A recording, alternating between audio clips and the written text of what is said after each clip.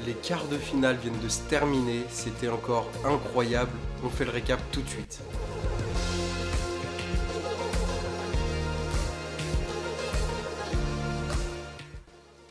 Les amis, quel quart de finale, franchement, les matchs étaient incroyables. On va faire un petit résumé, comme d'habitude, un peu plus détaillé sur chaque match, dans le sens où il n'y en a eu que 4, vu que c'était les quarts de finale. En commençant par ce Portugal-Pays-Bas, remporté par les Pays-Bas 1-0. Alors ça nous a d'entrée mis dans le bain, parce que match à rebondissement. Domination portugaise et la 20e minute, deuxième jaune pour Ruben van Bommel. Alors, on dirait pas en photo sur celle que j'affiche, mais c'est bien justifié, c'est mérité. Carton rouge, deuxième carton jaune, plus exactement. S'ensuit un penalty pour le Portugal à la 30e minute, donc 10 minutes plus tard pour Giovanni Kenda, qui le loupe, il la met sur le poteau gauche. Et en fait, je pense qu'il est là, le tournant du match. Exclusion plus penalty loupé, c'est peut-être l'allant qui manquait à ces Pays-Bas, qui était peut-être un peu presque méprisant sur les matchs de poule. Peut-être qu'ils savaient leur supériorité individuelle avec quelques joueurs qui descendaient des A, qui avaient peut-être un petit peu la grosse tête grossièrement. J'ai l'impression que ça les a remis un petit peu dans l'obligation d'être dans le droit chemin et que ça leur a été bénéfique. Et du coup c'est Ernest Poku qui était remplaçant qui marque le but victorieux à la 84e, un joli but d'ailleurs. Et ce qui a aidé aussi les Néerlandais, c'est à la suite de l'exclusion, ils se sont regroupés. Ça a davantage déstabilisé le Portugal en fait, qui ne s'attendait pas à ce plan de jeu là pour les Pays-Bas, qui avait plus tendance à se découvrir justement. Là, ça a changé tout leur plan, ça a fait capoter les prévisions du coach. Je pense que c'est ça qui a empêché le Portugal de jouer le jeu qu'il devait jouer. Alors je me suis noté également l'absence de Roger Fernandes. Apparemment ça serait une petite gêne qui l'a éloigné de la feuille de match. Je trouve que ça a eu un impact énorme sur le Portugal. Déjà en tant que titulaire il était important. Il aurait été davantage important en tant que remplaçant, en tant que sub. Parce que là l'entrée de Forbes, franchement, on se dit Roger Fernandes manque carrément à cette équipe. Par contre il faut se noter que ces Néerlandais vont arriver en demi-finale avec des joueurs qui sont pénalisés, qui ont pris trop de cartons jaunes et seront suspendus. Kenneth Taylor, Ruben van Bommel et Devin Range, le capitaine. Voilà, c'est quand même des joueurs cadres de l'équipe. Ça pourrait avoir un impact. Espagne 1, Angleterre 3. Ça n'a pas été trop difficile pour l'Angleterre.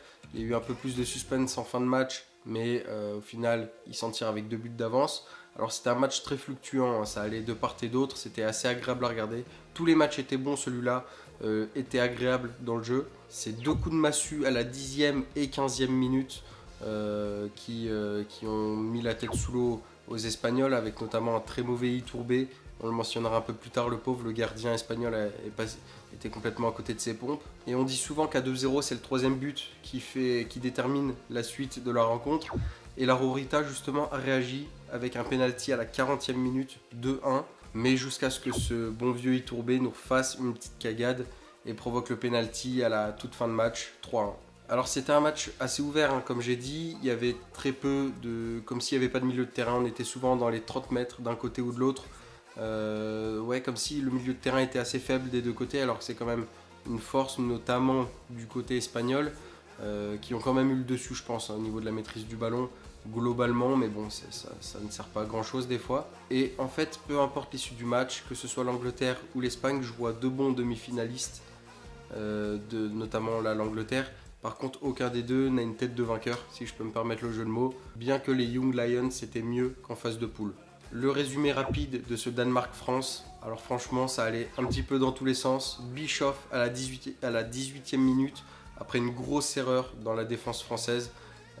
Il y a eu plusieurs cagades dans le match. Diawy Cissé, encore lui, pour un super but égalisateur. Franchement, il sera vraiment à suivre la saison prochaine avec Rennes. Ils reprennent l'avantage à la 49e minute, suite à une touche longue. Vraiment le genre de but qu'on ne voit jamais. Ça pousse un petit peu et... Petit fait de jeu, l'arbitre commet une grosse erreur en ne laissant pas jouer l'action qui aurait très certainement mené à une grosse occasion qui aurait largement pu faire but pour la France à la 72e minute. Il a l'air de reconnaître son erreur, l'arbitre, c'est déjà ça, mais franchement ça Ça va que l'issue n'est pas mauvaise pour les Bleuets parce qu'on l'aurait eu en travers de la gorge. Mais juste après, Quentin Merlin, capitaine par intérim, à ce moment-là, envoie un missile juste derrière Jungdahl, 2-2. Et juste après, Mathys Tel en fait de même. But assez similaire, placé plus ou moins au même endroit. Magnifique. Alors maintenant qu'on a dit ça, et qu'on est évidemment supporter français, je vais quand même reconnaître quelque chose, c'est que le Danemark avait l'air d'avoir les partitions en tête et que nous, nos petits Bleuets avaient l'air d'avoir les partitions dans les poches qu'ils devaient regarder de temps en temps pour pas jouer la fausse note. Et ça c'est un petit peu un syndrome français, j'ai l'impression, c'est se reposer sur les qualités individuelles. C'est ce qui nous a encore sauvés, hein. 2 buts venus d'ailleurs pour le 2-2 et le 3-2 victorieux.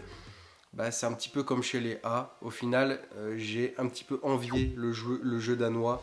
C'était vraiment une belle équipe qui avait la maîtrise du ballon.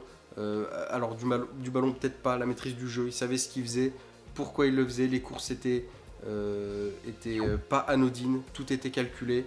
J'ai beaucoup apprécié les regarder. Franchement, ils nous auraient battus, ça aurait pas été un souci, ça aurait été plutôt mérité, je pense. Donc on s'en sort encore grâce à des individualités. On a l'habitude chez nous. À voir si ça pourrait être le cas du coup face à notre Allemagne qui vient de se qualifier. Je sors du match là, c'était incroyable. Allemagne-Italie donc 2-2, fin de prolongation.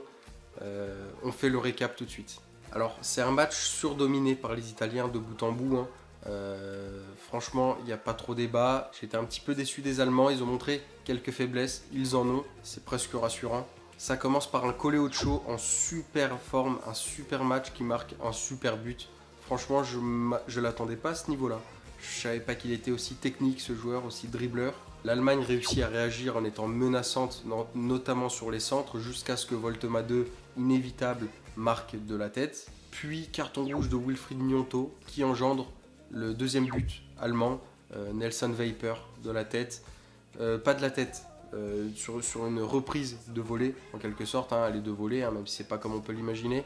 Et pour ceux qui ont vu le but, Nick Voltema 2, j'ai le sentiment, et c'est ce qu'ils disaient les commentateurs d'ailleurs, Sabatier, son compère, j'ai mangé son nom, excellent commentateur, j'ai adoré. Mais du coup, j'ai le sentiment que Voltema 2 dévie ce ballon pour la passe à Nelson Veiper. J'ai pas l'impression qu'il la tente.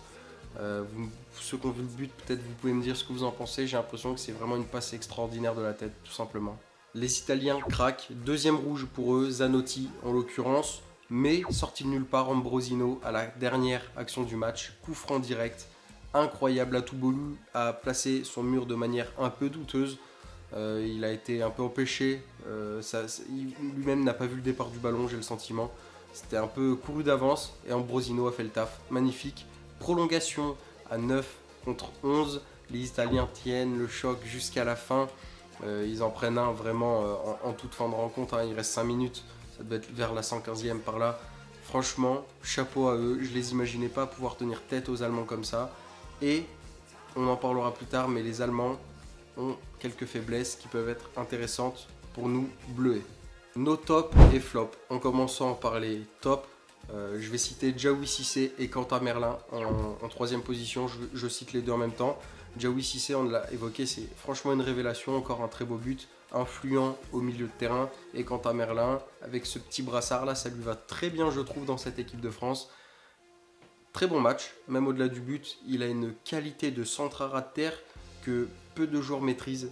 C'est vraiment son coup spécial, quoi. Je suis impressionné de cette qualité de centre à chaque fois. En deuxième position, je mets l'Italie parce que franchement l'abnégation de cette équipe a été incroyable.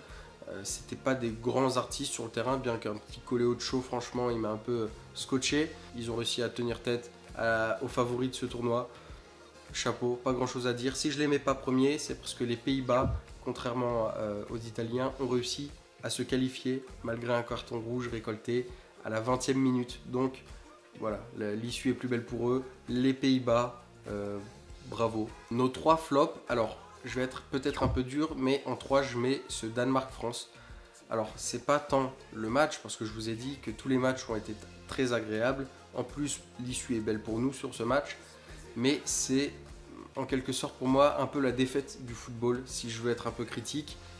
Comme je l'ai évoqué déjà, on a une équipe collective avec des certitudes et des joueurs qualitatifs qui perd face à une équipe qui s'en sort, on va dire, sur des qualités individuelles au-dessus.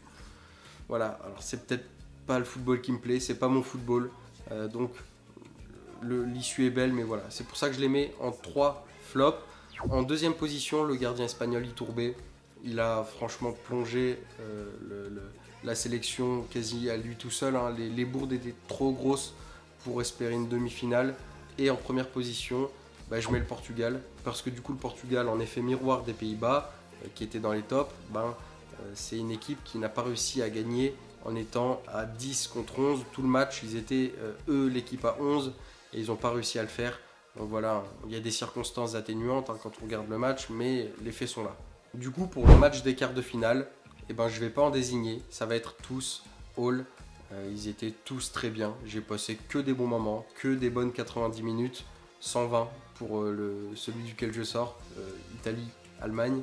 Et du coup, ça nous donne un petit tableau très sympa pour nos demi-finales. La petite fierté personnelle, c'est en pronostic d'avant-compétition. La vidéo qu'on a sortie, on avait donné 3 des 4 demi-finalistes présents. On avait dit que l'Angleterre, l'Allemagne et les Pays-Bas accéderaient en demi-finale. C'est le cas pour les 3. Et on avait donné l'Ukraine ou le Danemark. J'avais dit un des deux. Et le Danemark a failli le faire face à la France. Donc ça a failli être un 4 sur 4, un perfect. Donc très content de ça. C'était pas exactement dans ce sens. Mais voilà, c'est les équipes qu'on avait données. Et qui plus est, on a d'un côté les Pays-Bas, d'un côté l'Allemagne. Les deux équipes que je donnais gagnantes peuvent se retrouver en finale. Alors ça peut être nickel pour mes pronos, même si je préférerais avoir tort pour que nos bleuets aillent au bout, évidemment. Pour faire un rapide focus déjà sur les deux demi-finales, la première, Angleterre-Pays-Bas, on a 3 joueurs majeurs absents du côté néerlandais. Ça peut avoir un impact, d'autant plus que cette équipe anglaise n'a pas eu le même visage que pendant les phases de poule. Donc là, à l'instant T, j'ai l'impression que l'Angleterre pourrait avoir une petite dominance, d'autant plus que les Néerlandais, du coup, pour leurs organismes, le match de 70 minutes en infériorité numérique peut avoir un impact. Donc voilà, on ne sait pas trop comment vont réagir les joueurs à ça. Après, ils sont jeunes, hein, mais ils sortent d'une saison aussi, il ne faut pas oublier ça. Donc sur le plan physique et psychologique, l'Angleterre devrait avoir un petit chouille d'avance. Et de l'autre côté, on a du coup Allemagne-France. La France a joué à 18 h, l'Allemagne à 21 h. Donc ça se joue à quelques heures, mais c'est important pour les joueurs, croyez-moi. Et en plus de ça, l'Allemagne sort d'un match de 120 minutes, donc encore plus épuisant pour les organismes. Encore une fois là, petit avantage physique et probablement mental pour nos Bleus. Classement buteur-passeur, je ne fais que me répéter. Nick Woltemade seul en tête avec 5 buts et également meilleur passeur à égalité de la compétition. 3 passes décisives avec Gustavo Sa qu'on avait cité déjà précédemment dans la dernière vidéo. Donc voilà, Woltemade survole la compétition. Il est au-dessus, il n'y a aucun doute. Et du coup, ça me permet de rebondir sur la question d'un abonné. Alors, c'est celle de François RCT. Hello, super vidéo, comme d'habitude, ça ne change pas. 2 petites questions. Merci beaucoup pour ça. Alors, est-ce que tu as l'impression que Woltemade est prêt pour aller à un niveau au-dessus, dans un top 10 européen, même si c'est de la rotation? Oui. Ouais, j'ai pas trop de doute dessus. C'est un joueur qui a toutes les qualités pour.